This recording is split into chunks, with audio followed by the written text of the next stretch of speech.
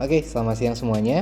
Saya Antonio Joshua, mahasiswa S2 Fakultas Ekonomi dan Bisnis Telkom University. Hari ini akan menjelaskan sebuah topik yaitu No More Waste yang berangkat dari Sustainable Development Goals nomor 11, indikator 6.1.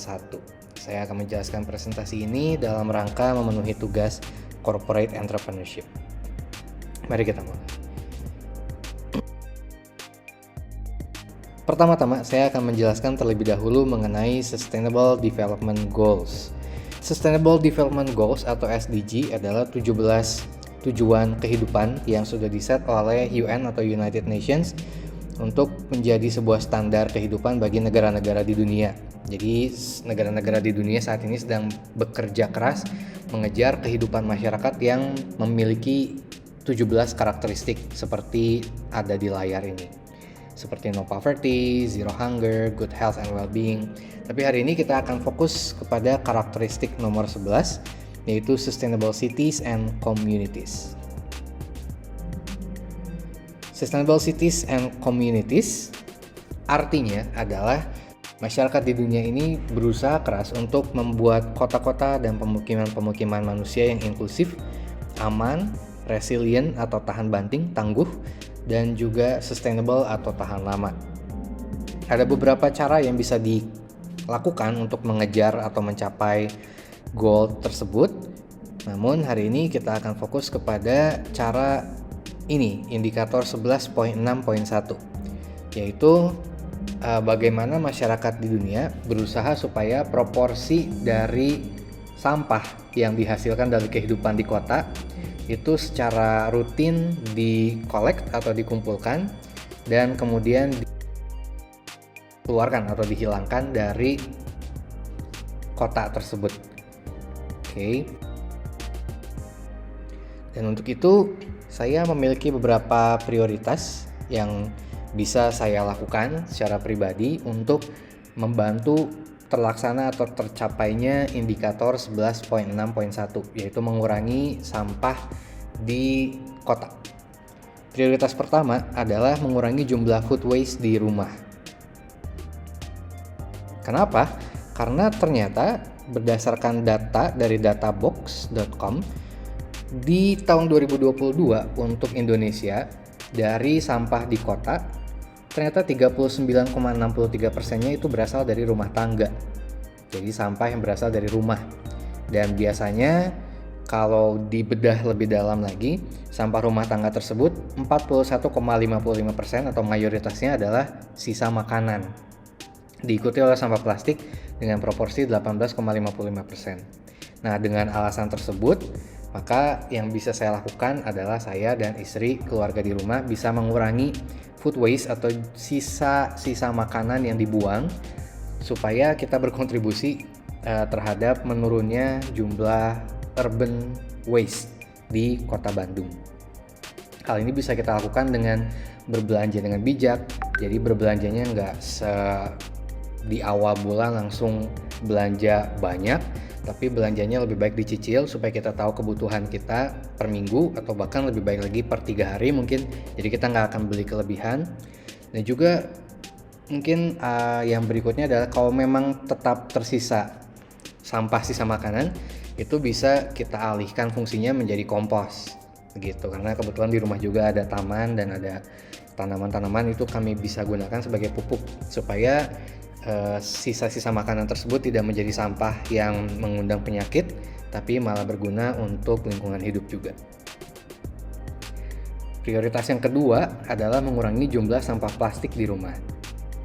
Dan hal ini dilakukan karena seperti yang tadi sudah dijelaskan, sampah nasional di Indonesia di tahun 2022 itu mayoritas dari sampah rumah tangga, dan urutan kedua dari jenis sampah rumah tangga yang paling banyak adalah sampah plastik.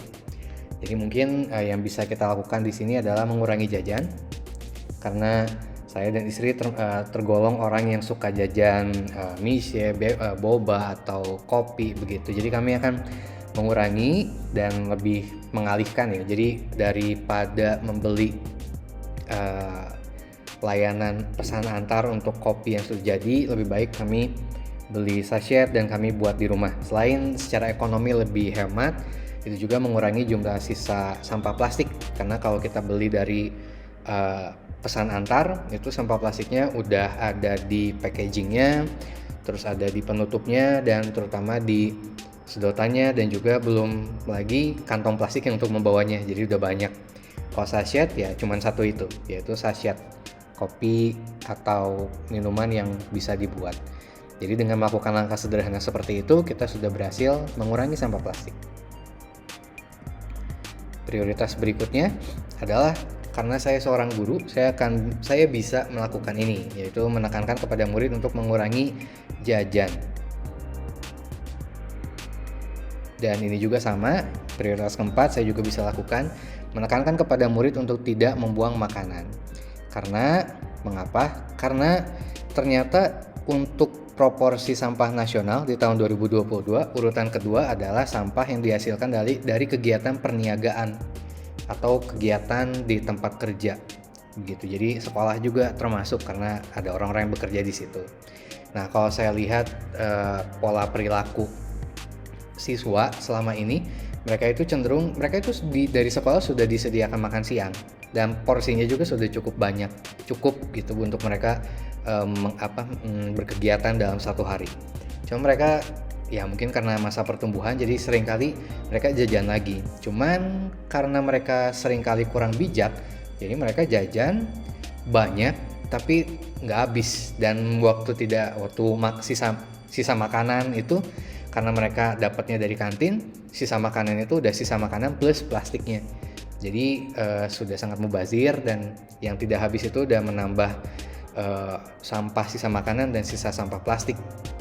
Jadi dengan mengurangi jumlah jajan dan lebih bijaksana dalam membeli makanan di kantin dan sekolah, itu saya percaya itu sudah merupakan langkah yang baik untuk mengurangi jumlah sampah nasional. Dan yang terakhir, prioritas nomor 5, kembali karena saya bekerja sebagai seorang guru, maka yang bisa saya lakukan adalah melakukan paperless studying di kelas. Jadi saya akan mengurangi penggunaan kertas, lebih banyak menggunakan paperless means seperti Google Classroom atau presentasi, pokoknya yang lewat cloud atau teknologi. Kenapa? Karena ini dari setelah sampah sisa makanan, lalu sisa sampah plastik, urutan ketiga dan keempat itu adalah sampah yang berasal dari pohon, yaitu kayu, ranting, kertas, dan karton. Nah, saya kira karena pembelajaran kita juga sudah semakin maju, udah zamannya metaverse dan AI, mengurangi kertas ini tidak akan masalah, malah akan sangat membantu untuk pelestarian lingkungan hidup. Jadi karena itulah saya memilih prioritas kelima, saya akan mulai mengajarkan kepada murid, dan saya akan mempraktikkan ini juga, paperless studying. Itu 5 prioritas saya. Berikutnya adalah visi saya untuk tahun 2033 atau 10 tahun ke depan. Visi saya mungkin sederhana saja. Yang pertama, penggunaan sedotan gelas, dan juga penggunaan packaging untuk produk makanan yang sudah bisa di-recycle, itu sudah digunakan di semua gerai makanan dan minuman. Saya kira ini masih achievable kalau di dalam jangka waktu 10 tahun.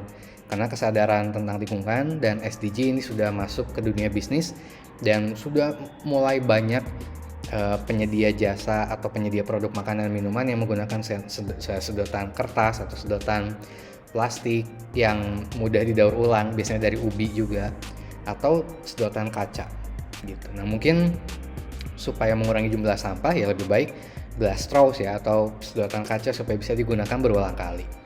Ya, saya berharap ini bisa digunakan dan semua orang sudah menggunakannya di tahun 2033. Dan yang berikutnya, visi saya juga sederhana, yaitu SDG, semua poinnya itu sudah diajarkan dan diimplementasikan, dibedah, dianalisis secara detail di semua sekolah di Indonesia. Dan untuk pengimplementasiannya sederhana saja, yaitu paperless studying. Lalu ada sekolah-sekolah yang sudah menyediakan makanan siang untuk murid-murid yang sudah pre-order. Jadi murid-murid sudah tahu porsi makanan mereka secukupnya berapa. Lalu sekolah sudah tidak perlu membeli makanan dengan jumlah banyak, mengira-ngira gitu. Jadi mereka sudah tahu jelas porsi yang dibutuhkan oleh seluruh murid di hari itu berapa. Jadi tidak akan ada waste yang dihasilkan dari situ. Sementara visi saya untuk 20 tahun ke depan, 2043, sama seperti yang tadi, yaitu glass straws dan recycled package sudah digunakan. Jadi bahan-bahan yang bisa digunakan berulang kali, mengurangi waste sudah dipergunakan, tapi bukan hanya untuk makanan minuman, tapi semua jenis produk. Jadi saya berharap kantong plastik kalau kita belanja kemana itu sudah tidak ada, atau at least kantong plastiknya yang dibuat dari ubi atau dari daun yang lebih gampang atau lebih mudah untuk di recycle atau decompose oleh mikroorganisme. Dan yang terakhir, SDG sudah diimplementasikan di semua level di Indonesia, bukan hanya pendidikan dasar, menengah, atau lanjut, tapi sampai ke dunia bisnis, dunia marketplace. Jadi seperti sistem yang paperless dan juga punishment yang berat seperti di Singapura, ada punishment yang berat setidaknya di Kota Bandung dulu. Jadi Kota Bandung sudah mengadopsi sistem smart city dengan CCTV dan semuanya, dengan face recognition juga. Jadi kalau ada orang yang buang sampah sembarangan di sudut kota, di jalan kota manapun, mereka bisa tertangkap dan langsung dikenakan heavy punishment. Demikian yang bisa saya bagikan. Terima kasih.